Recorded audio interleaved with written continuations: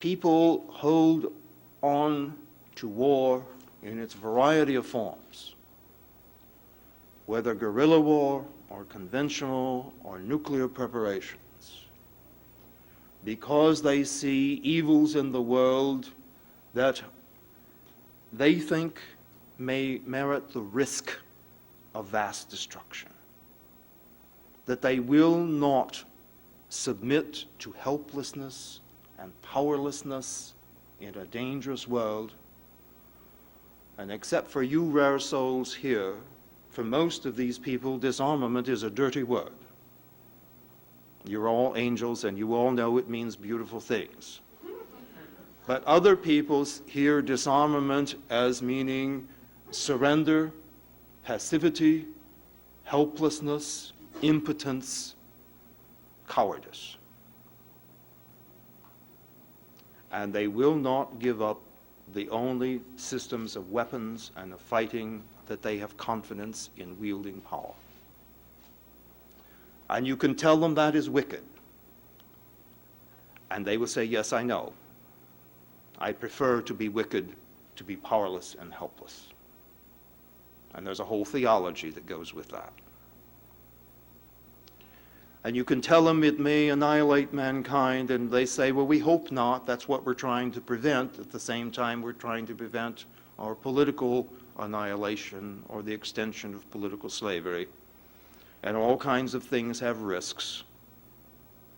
But they won't give up what they think is their source of power. They will not become defenseless. And the peace groups really accentuate this mindset when they campaign against defense appropriations and the Defense Department and new things for the defense of this and the defense of that, accepting axiomatically by their choice of words, which are the words that were chosen by the military, that defense and military are synonymous. But defense is good. Defense, in the classical understanding of the word, means protection, preservation, the warding off of danger. And who wants to be defenseless in the kind of a world in which we live and which is going to get worse in many ways? And we sometimes campaign against deterrence.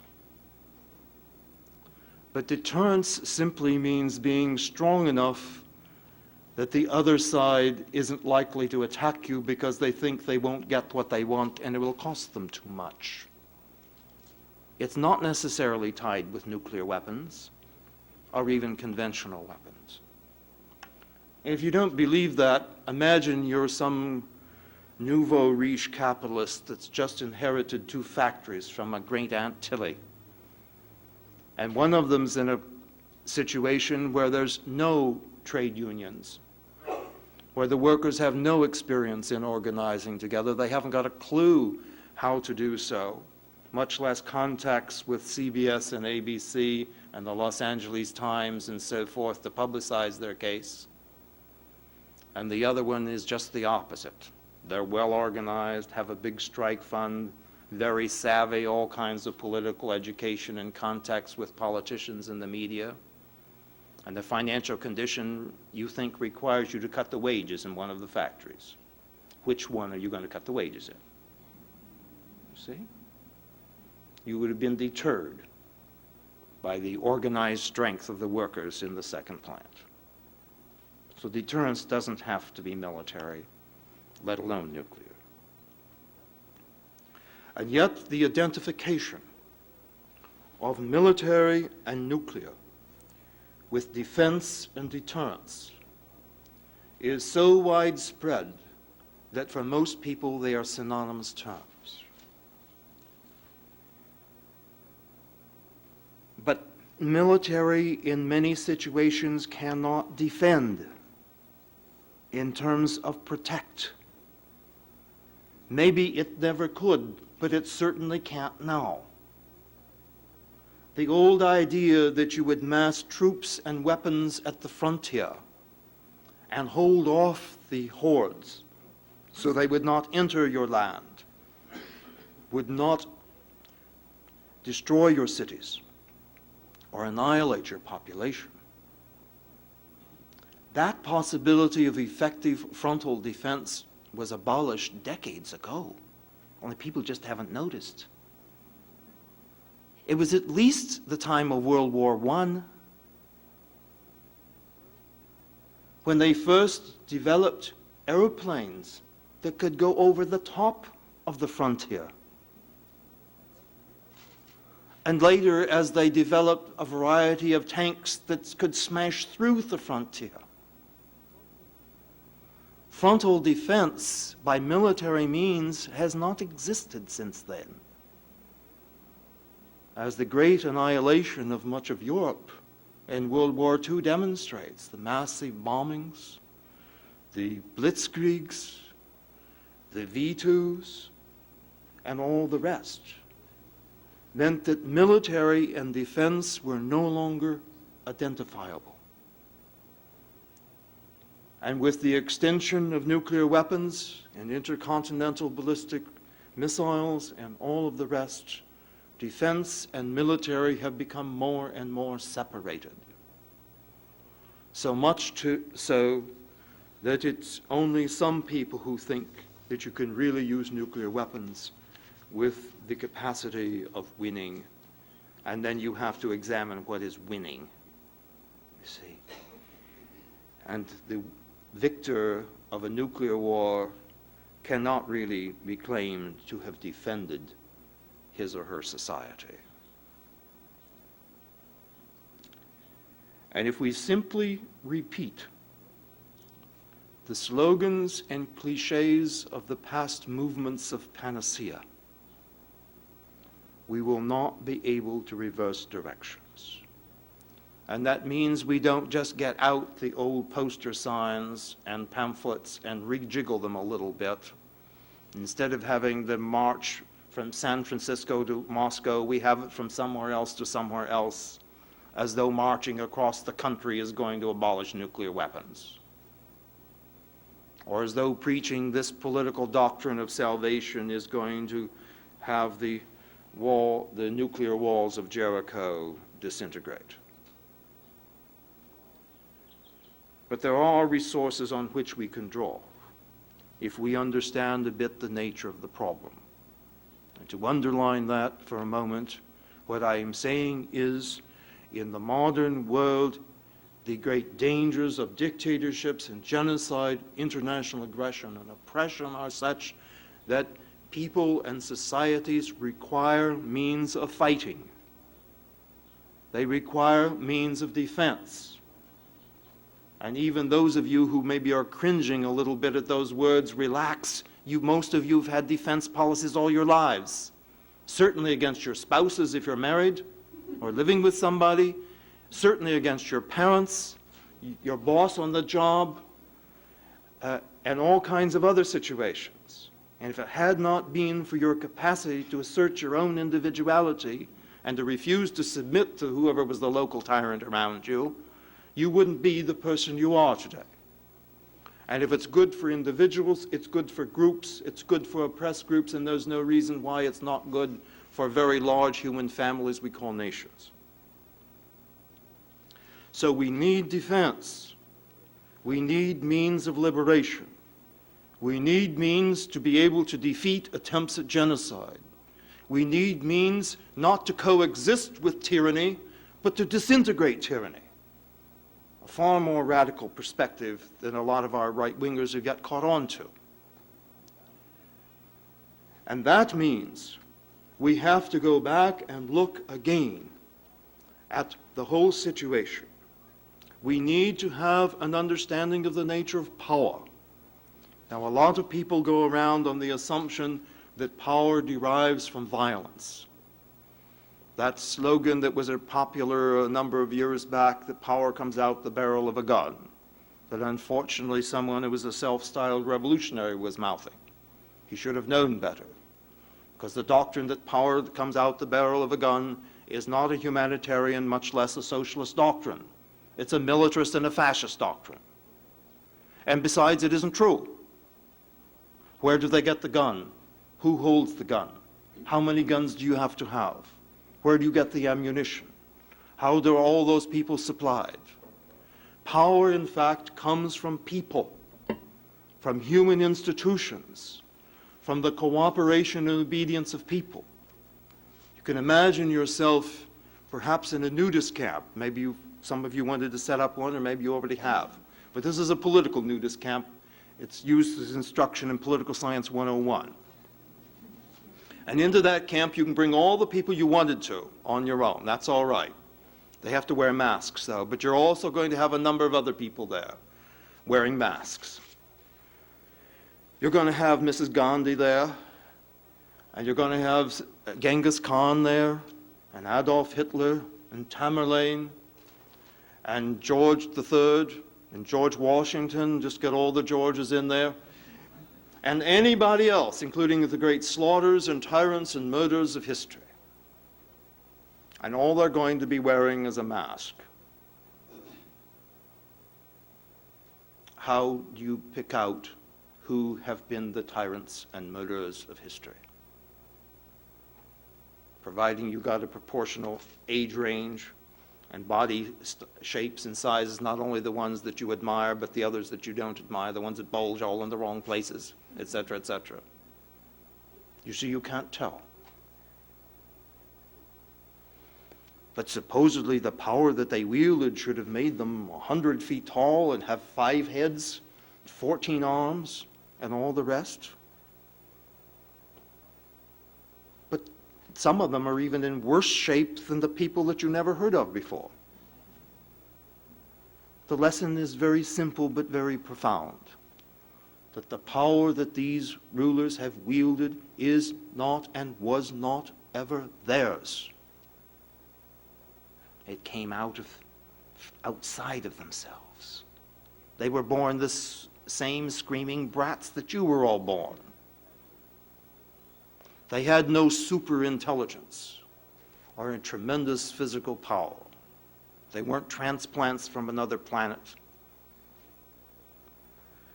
If the sources of their power are not in themselves, they lie elsewhere. There are sources, and they lie in the societies they would rule. Economic sources, so they can bribe people to work for them. Sources of legitimacy and authority, so people believe they ought to obey them and do as they say. Sources of systems of administration, control of the economic system, police and military forces to carry out their punishments and reprisals, all of which depend upon the cooperation and assistance of a variety of human institutions and of the people in them. But then, if those are withheld, those sources, it is like that 18th century French boy wrote, Etienne de la Boissy, in the 16th century, if you want a plant to die, stop watering it. If you want the fire to go out, don't put any more wood on the fire. But he said, you who complain of the tyranny of the king, you fools, where does he get his money to bribe you but from your taxes? Where does he get the women he sleeps with at night, but they're your daughters, which you sent to the palace? Where does he get the soldiers to put down your protests and invade other countries, but they're your sons? Only stop serving, and you will see him like a great colossus whose base has been stolen sink into the ground, he wrote. It's like Samson in the temple, pulling the pillars of the temple, and it comes tumbling down. And this has actually happened in a variety of historical cases. in which the populations were sick to death of the tyranny of their rulers. And so they withdrew their obedience and their allegiance, sometimes partially, sometimes temporarily, sometimes en masse. But always the authority and power of the regime becomes more limited and restricted, and it begins to retaliate with brutalities and repression to tyrannize the people back into submission and cooperation. And when they do not submit, then bit by bit, the supporters of that tyranny disappear. And the poor man is left, they're almost always men.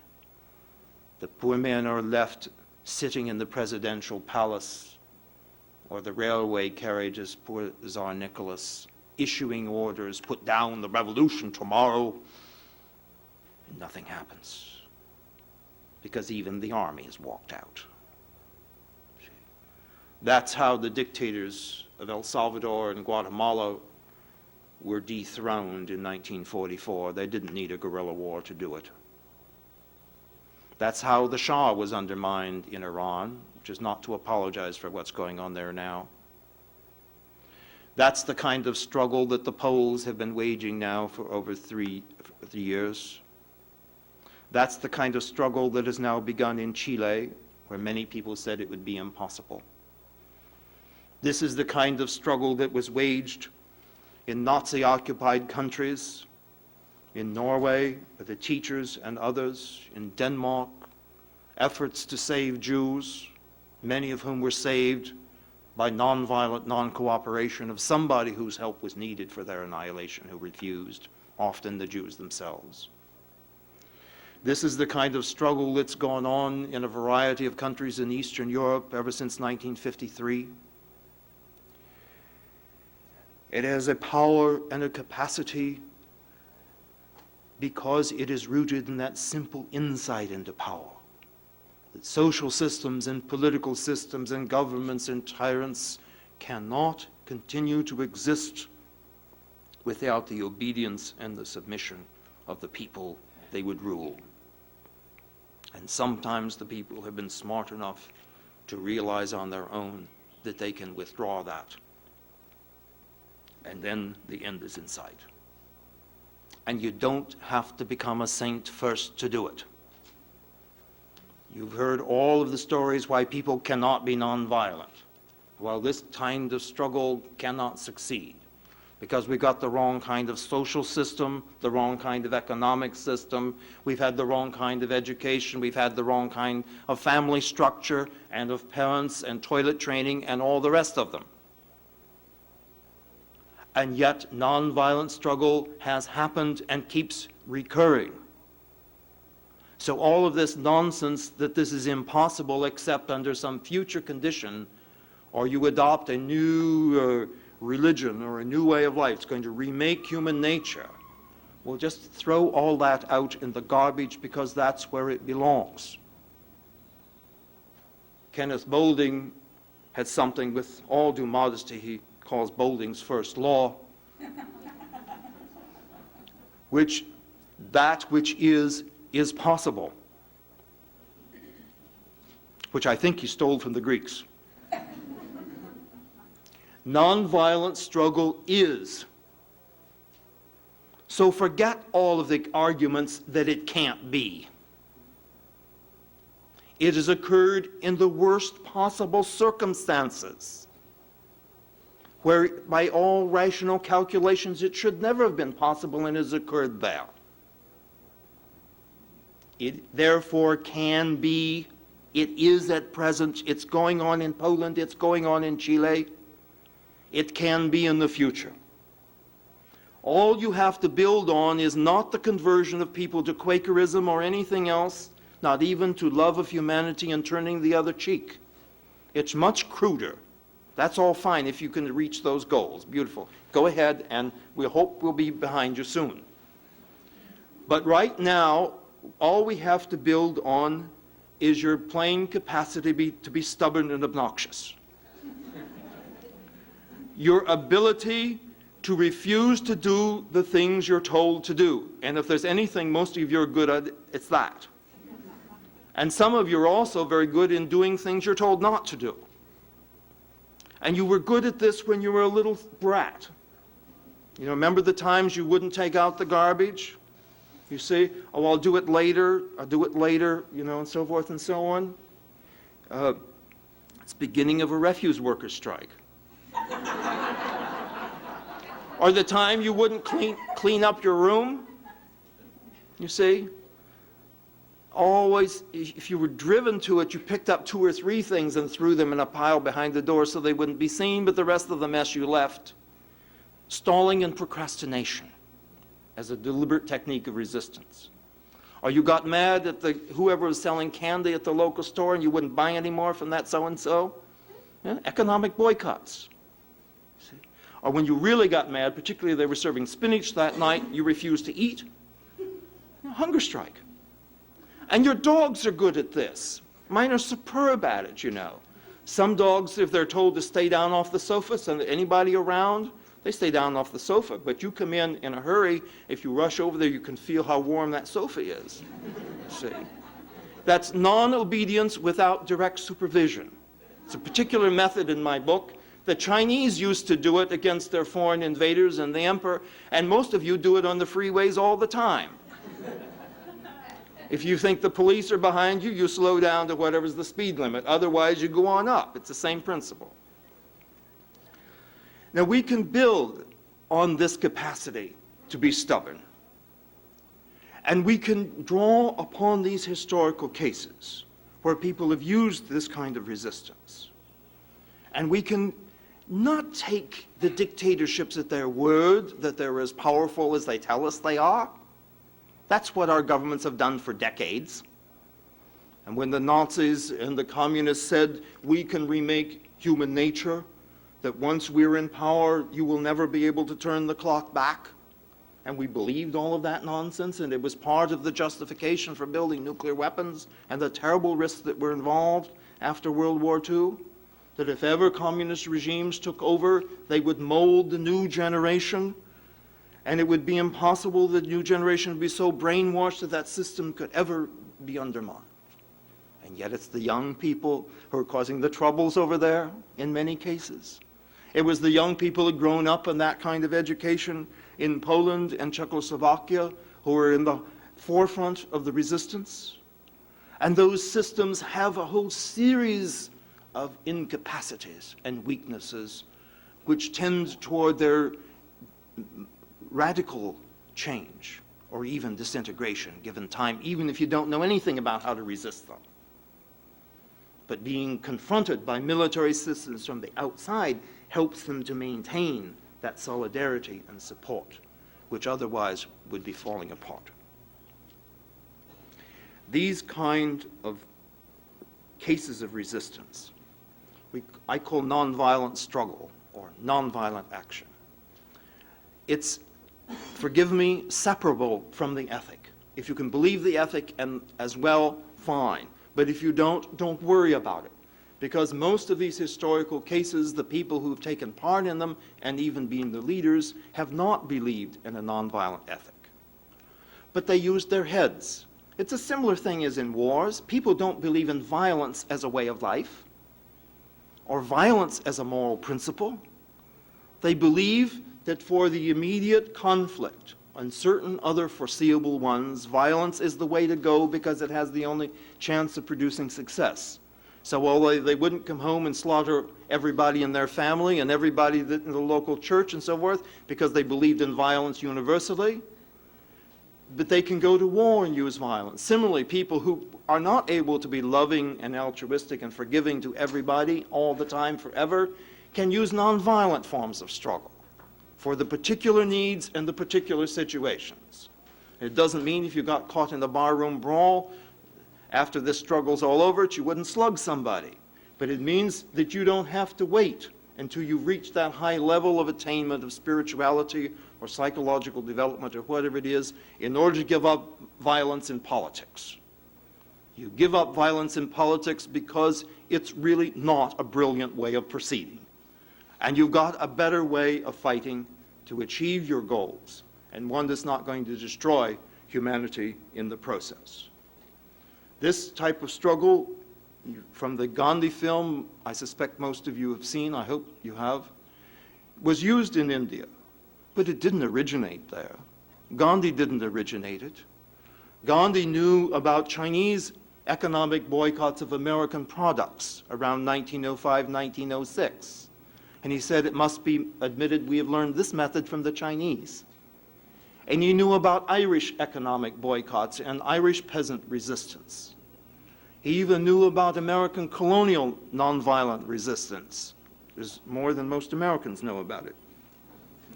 He knew about the Russian 1905 revolution that was going on at that time and said, we must, speaking of the general strike, we must learn to use this Russian method against tyranny.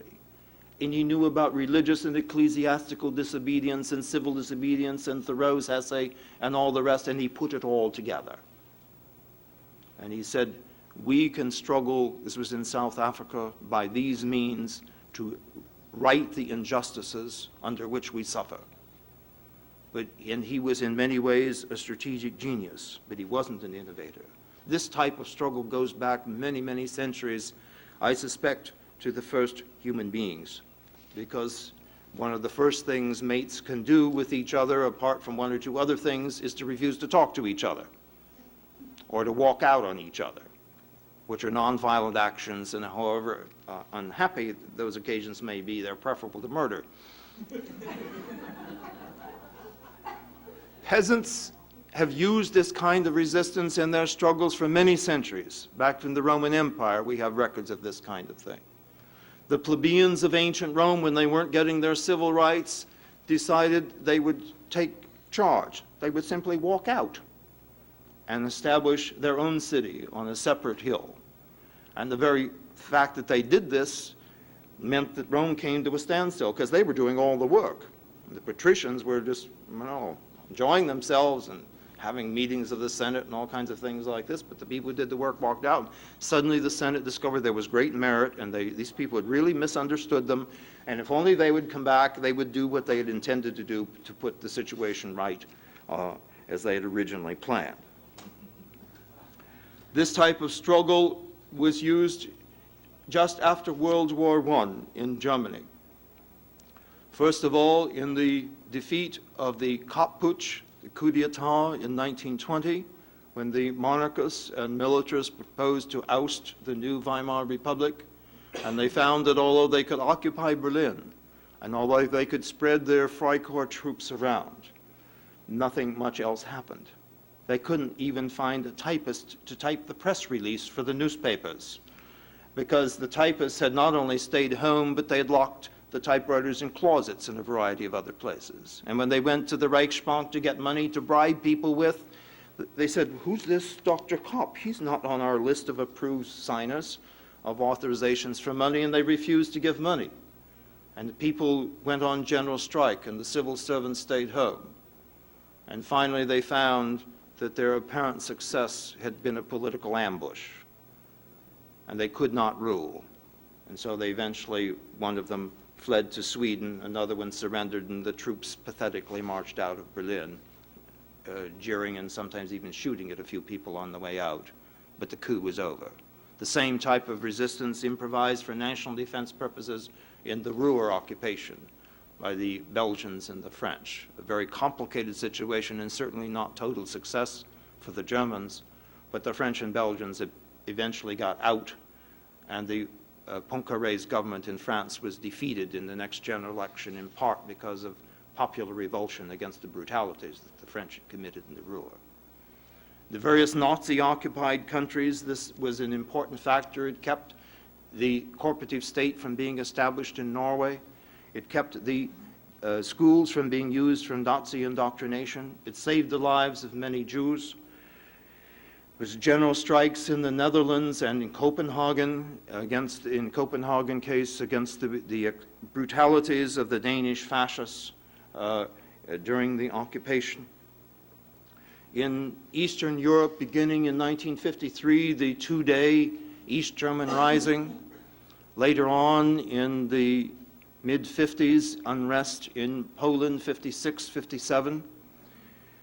The Hungarian Revolution that had two nonviolent resistance phases sandwiched on each side of a military phase, which took the Russians about 2.5 or 3 months to put down, if I recall. Czechoslovakia in 1968, which was invaded by the armies of, 6 or 7 countries, including the Soviet Union, coming in from 3 directions, 500,000 troops, in a country with 8.5 million population. And then the Russians found it didn't do any good at first, because they couldn't find even any puppets among even the Stalinist communists. And the massive defiance of the population was such that the Russian troops themselves had acute morale problems. And there are reports out that they had to rotate out their troops from Prague within 4 days. A few years back, a Russian called up my office at Harvard and said, "I'm Dr. So-and-so. I've been given your name by somebody who's interested in peace research." Well, I never call myself a peace researcher for a whole variety of reasons, a little distasteful in some ways. We need other nonviolent war research or nonviolent defense research, something with a little more guts in it, a little more precise focusing on what's the real problem. He said, "I'd like to come to see you." So I said, "Fine." And so we chit-chatted, and he glanced around in my library, and he noticed the various things on Nazi Germany and the stuff on Stalinist Russia and some books on Czechoslovakia and resistance and so forth and so on, and he just took it all in. And then it was time for lunch, so I took him to the Harvard Faculty Club, and I was so charming, I didn't say what I thought of Marxism-Leninism or his government or any of those things. So he finally got around after he'd had 2 large glasses of wine. They do serve large ones there. I don't know how the professors have them at lunch. And he said, "Well, now, Dr. Sharp, what about Czechoslovakia?" So I said, "Well, doctor," treated him like a student, "well, what about Czechoslovakia?" And then I said I had heard that it was necessary to rotate out all the Soviet troops from Prague within 4 days. Now, this fellow had been posing as a semi-dissident, at least, if not an actual dissident. "Oh, not only in Prague, in the whole country. It was necessary." In what war do you have to take out all of your invasion troops in a few days when nobody's even been killed? See? And one report was that when they took them out, they didn't send them home where they could talk to people. They sent them out to Siberia to cool off for a while. Now, there were some serious strategic mistakes and inadequacies in Czechoslovakia, and there had been no time for preparations and training, which I think is necessary. But they held off full Russian control for 8 months with no preparations and no training. And it was predicted by some that it would have been only a matter of 3 or 4 or 5 days before the Russians could have crushed the military resistance that the Czechs were very well prepared for. 4 or 5 days compared to 8 months. The first prepared, the second unprepared. Now, what if there had been preparations? What if it had been possible? It was not in Czechoslovakia, of course. But what if it had been possible for such a society or some other society to have conducted a lot of research and study on what makes this nonviolent struggle effective? How you can maintain it in spite of severe repression. How you can bring the struggles to as rapid end as possible. How you can deny the attackers their objectives: indoctrination, economic exploitation, puppet government, whatever they may be. What if they had actually done some work on how you can really undermine the loyalty of invading troops? So they might simply have walked away instead of obediently walked back to the trains and other transportation to take them back to the Soviet Union. And Poland, you see, notice 2 days, 2.5 months, 8 months. How long is it now in Poland? you see, somewhere around 3 years. And even with martial law, they can't even keep the Pope out, let alone censor what he says. And they know damn well that the whole thing burst wide open the last time they let him in the country. It's not that they're fools. It's that they're not in full control. Because the population, although it is submitted in some ways, has not given its heart and its mind, has not given its full cooperation. Now, I hypothesize that with the advantage of research, preparations, and training, you could multiply the defense capacity, the fighting capacity the Poles have demonstrated by a factor of about 10. Wow. Now, suppose you could do that. In the context that NATO says we cannot defend Western Europe with conventional weapons, we'll lose. Our only resort is nuclear weapons in Europe on the Europeans. Now, that's not such a great security policy. We wouldn't even have to be very good to be better than that. But suppose the Europeans could become trained in this alternative means of defense, trained to be unrulable by tyrants, trained in disintegrating dictatorial systems, trained in undermining the loyalty and obedience of the very agents of the invader. That every man, woman, and child of all ages and occupations would become part of your fighting forces, as they sometimes did in some occupied countries against the Nazis, for example. You think the Russians, assuming the worst out of them for the moment, because we have to deal with the worst if we're going to answer the military policy, you think they would be fool enough to risk a grand political debacle by attempting to occupy and boss around a population like that? And if no, you have had a nonviolent deterrence.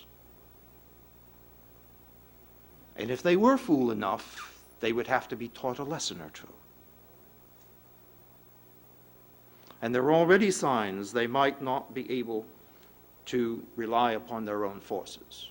There are reliable reports published in the Washington Post and in a more carefully researched article in Problems of Communism, which is a US government publication, that one of the factors in the Russian decision not to invade Poland at the end of 1980 was a large-scale mutiny and desertions of their reservist forces that were called up for duty in the Carpathian military district on the southern edge of Poland, the southernmost of 3 military districts there. And those reservists reportedly deserted in such numbers and simply went home that it was impossible to punish them. And there were a series of reports alluding to this kind of event in later Soviet publications, the need to improve discipline and all that kind of thing.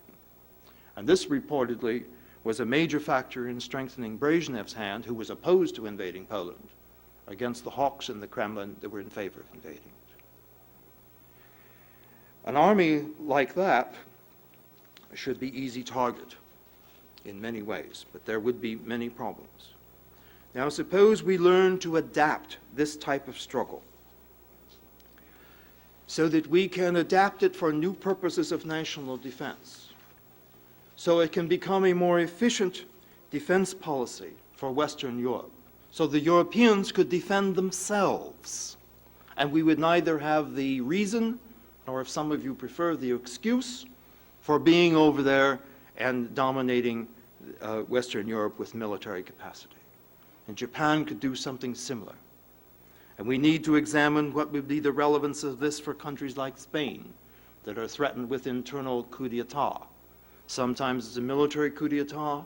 One of the worries about communist and coalition governments in Western Europe is that something like a coup d'etat might happen, as happened with the communists in Czechoslovakia in 1948. See. But this type of defense deals with a security problem that military means have no way of dealing with, the problem of internal attacks.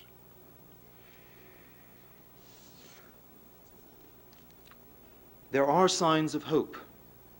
There is sitting now within the Swedish Ministry of Defense a small commission charged by the Swedish cabinet with preparing a plan for the use of nonviolent resistance as one part of Sweden's overall defense policy.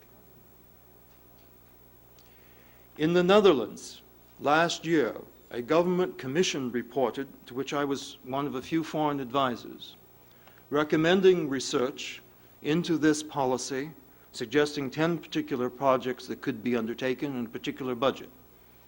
The government accepted the report, appropriated about 10% of what was requested, which wasn't much and it's not enough to do much of anything serious with, but it's government involvement and government money in developing a substitute means of defense. And that on a political level, even if there isn't any money to go with it, is a political accomplishment. There are 5 political parties in the Netherlands today that have investigation of this defense policy in their official party policy. And they range from the right-wing Evangelical People's Party to the major socialist party, the Social Democratic Party, which is often a government party. This type of policy, therefore, has moved into the sphere of political reality. It's a respectable topic to be discussed even in military journals. But there are a number of things that we can do. We have to recognize we are not as far along in the development and popularization of this policy here as is true in Europe. But there are a series of things which you all can participate in doing.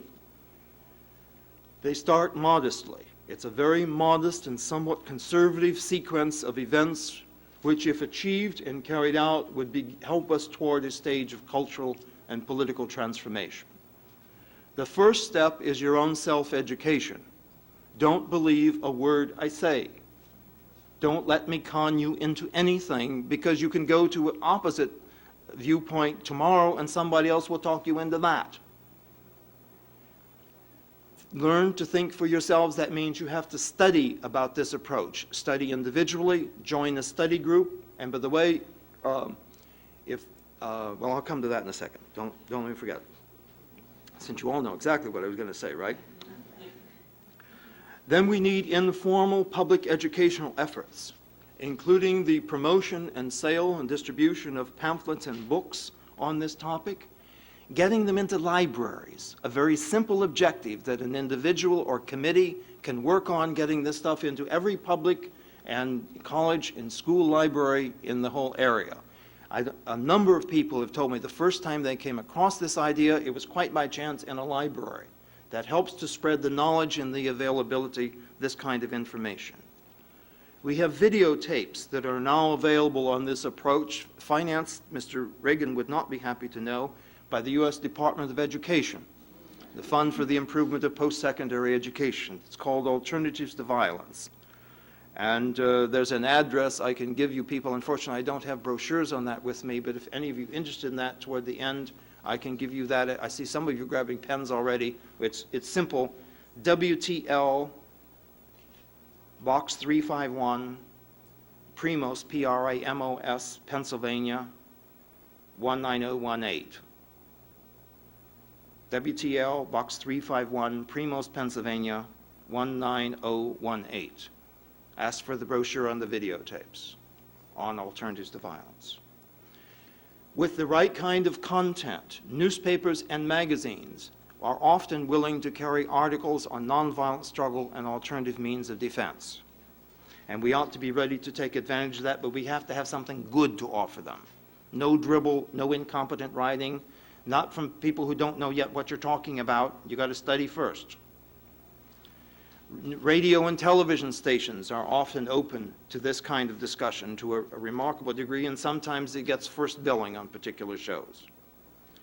You can set up discussion meetings and study groups, not for those of you already interested, for brand new people, and some of that's already been happening in this area, I've been told. You can hold special lectures for the general public and on campuses in 1- and 2-day conferences. A third major thing is to develop your own skills. If you tell me I'm not a good speaker, why the hell aren't you? Learn how to become a good public speaker. If you say I can't write, why can't you? You can learn how to write, starting off with the objective of writing letters to the editor, perhaps, and developing up so you can write decent op-ed articles or other kinds of articles, a variety of journals and magazines. Learn how to make contacts with a variety of organizations that might be interested, contacts with the media, etc. Formal educational courses and programs in regular schools, sometimes within existing courses, including the nonviolent struggle there, where it's often left out, for example, as in studies of the American Revolution, and sometimes special courses on nonviolent struggle and on dictatorships and on genocide. I'm not talking about the usual peace studies kind of work, which I think is much too nebulous for the most part, but serious studies on alternative nonviolent sanctions to deal with the hardest issues we face. If some of you have your own private foundations or have your wheelbarrows with gold outside, we need money. We need money to finance this kind of research and these kinds of publications. And we just, last 3 weeks ago, succeeded in establishing at Harvard University something that doesn't exist in any other university in the world. It's a research program in this field called the Program on Nonviolent Sanctions in Conflict and Defense. It's part of the relatively conservative Center for International Affairs. And the thing that's going to hold us back in developing that program and taking back advantage of that situation would just be a matter of money. The other things we can handle. Your local, state, and national organizations, of which you're already members, can be asked to examine this topic, to appoint a special commission or committee to see whether they would make recommendations back to your general organization as to what attitude that organization might take towards this. And when we outlined that a year or so ago, we never thought that by this time, in less than approximately a year, the Roman Catholic hierarchy would have joined in on this, but they already have. This was one of the topics which they asked specifically for testimony on from myself of the Bishops' Committee. There is a section in there, a major part of a page on nonviolent resistance and its use for national defense called, they call it popular nonviolent defense. And this is a major political achievement, whether you're Catholic or atheist or whatever you are. It means that this is a major institution in American society that says this defense policy must be examined and studied. Now, what about the other religious denominations? The Methodist Conference in Detroit over a year ago urged their members and constituent churches to study this. What about the Quakers? I haven't heard of them doing such a thing. You know, what about all of the other bodies? What about the teachers' organizations you're members of, and the trade unions, and the medical associations, and on down the line? In other words, what's going on here is the permeation through the society of the understanding that nonviolent struggle exists, that it's powerful, and that it might become a system of national defense. Now, you have to permeate that knowledge and understanding throughout the society before you can move in any way towards political adoption. So our first task is not at this stage to try to getting bills into Congress about this. At this stage, it is to educate ourselves, form groups of people that are competent and responsible to speak on it and not claim the world, not to demand it be adopted tomorrow morning by 8 o'clock because you're setting yourself up for a failure. Doesn't make political sense. But to ask simply that we learn about it, that we be studied, that it be investigated, that policy studies be launched. And then at some point we will be ready to say we want 1% of the Pentagon budget. Nominal, modest request.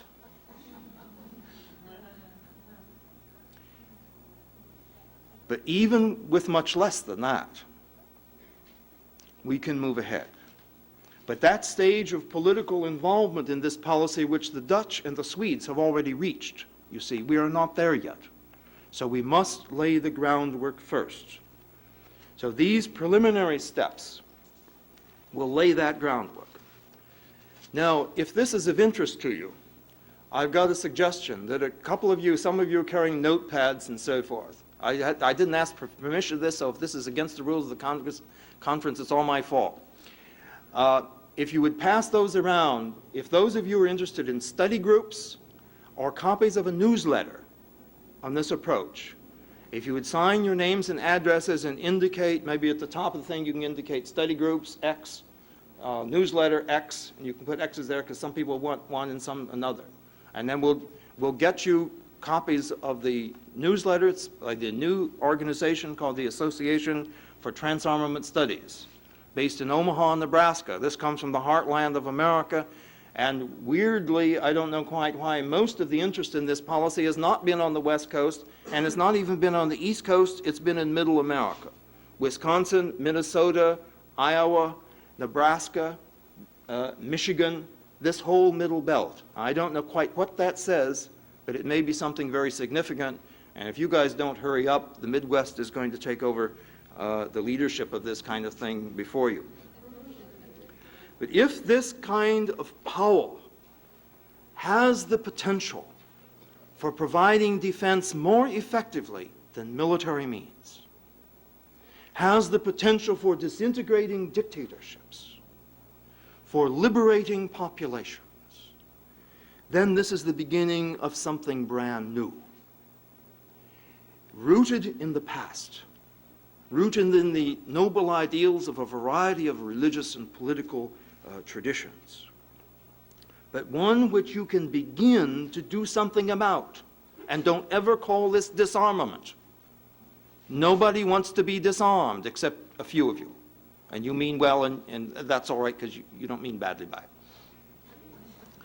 Transarmament, starting with research, seems very safe, doesn't it? Policy studies, innocuous. They're bound to show it won't work. National investigation will show them how broad-minded we are while we build the MXs and so forth and so on. Added alongside the military policy. Just a little small slice. That's what Sweden's considering doing now. Well, that's not so bad. We've still got all the military. Well, this seems to have more substance maybe than we thought before. Let's expand it, you see. And besides, that's a way of keeping these other people quiet. And you build it up bit by bit. And finally, you have revealed here the power capacity which is not merely the equal of military means, but infinitely greater. And then you will find we have all of these bombers and rockets and bombs and things over here that are almost suicidal. We don't need them. We've got this other stuff. So you can give them up the same way you gave up bows and arrows. Not because they were wicked and immoral, which they were, but because you thought you had a superior weapon system. And when nonviolent forms of struggle can be recognized, if it indeed is, as a superior weapon system for defending people, for liberating people, then we won't have to demonstrate against the military. That will just gradually fade away like the old soldiers. And we will have begun the transformation of the international system. Because with this, it's possible for one country or two or three alone to begin, and even to transarm completely if it's viable, because it's a substitute defense policy. And if it really works, we won't have to have an international agreement to adopt it. It will be adopted because it works better than the military option. And this will also begin a process of other changes leading to the transformation of politics and the justifiable restoration of hope And in this process, there's a task for each of us.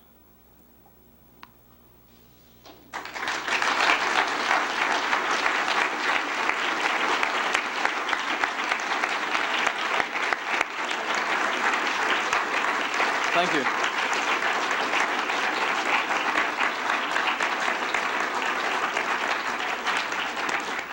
Because we don't have much time left, we're going to go directly on to questioning after Dr. Sharp takes a drink of water, perhaps. But just let me remind you that tomorrow morning we're having a panel with Dr. Sharp on it where we could have more opportunities for exchanges of his ideas presented tonight. So, are you ready? Okay. Questions? Yes. What would you predict might be the course of this kind of development in the U.S. vis-a-vis in the USSR vis-a-vis some of the... You mean which might be more sympathetic earlier? Or what do you mean? Where would it grow more in a more healthy way? Where would it be starved? It's much more likely to continue development in Western Europe than either the United States or the Soviet Union on an immediate basis, where it's already moved this far. There have been other preliminary governmental studies in a few other small West European countries, in Finland, Norway, and Denmark, for example. That's where it's most likely to start. But there is, in this country, a tremendous hunger for alternatives. I think that's one of the new things at the present time, that people are not satisfied with being against something. They want to know, what else can we do? So I think there are great opportunities here for its spread and understanding, and particularly for spreading the understanding of this so that when some of our allies in Europe begin to take this seriously, there won't be panic in Washington, and people here can explain that development. I think the Soviet Union is least likely to adopt this for a series of political reasons. Then one could imagine perhaps a change in government in Germany or something like this, or even in England, and then break up with NATO and then gradually... That's one scenario. This is the defense policy of the Greens in West Germany, for example, although I understand not all of them understand it very well. It doesn't necessarily have to lead to the breakup of NATO. If NATO were to transarm, you see, if NATO is concerned with cooperative assistance under various West European allies, they could begin to move in this direction initially as an additional component of the overall policy and gradually build it up. There are a variety of scenarios one could think of. How do you respond to the obvious report that when faced with this new form of resistance, oppressive regimes may resort to much more hideous and barbaric measures to suppress the population? I don't know exactly what these are technically, but I can think of the neutron bomb, which is supposed to totally annihilate human beings. Can you foresee such an eventuality? And what is your response to that? That it's not likely, or... Well, all those contingencies need to be examined and studied to see to what degree and what types of things might be done. I would doubt a neutron bomb, because if you invade a country, normally you want the population and the system to be able to do something for you, whether it's work the factories for you or whatever.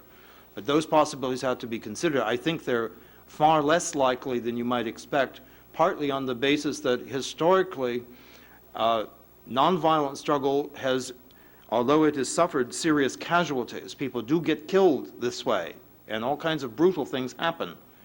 Nevertheless, the casualty rates in nonviolent struggle are far, far smaller than in violent struggle.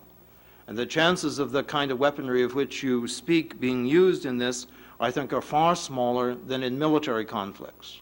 But we do have to examine all possible eventualities.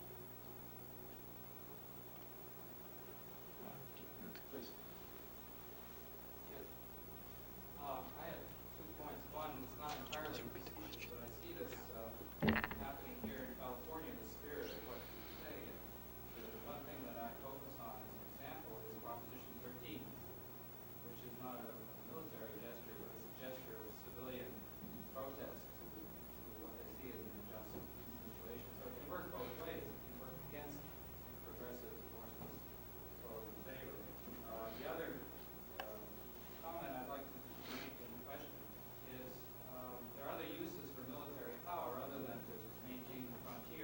Yes. And a country as sophisticated as ours is not defending our frontier, but rather projecting our power abroad, maintaining our national interests abroad.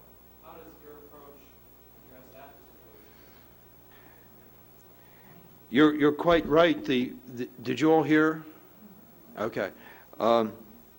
Military means are used for a variety of purposes.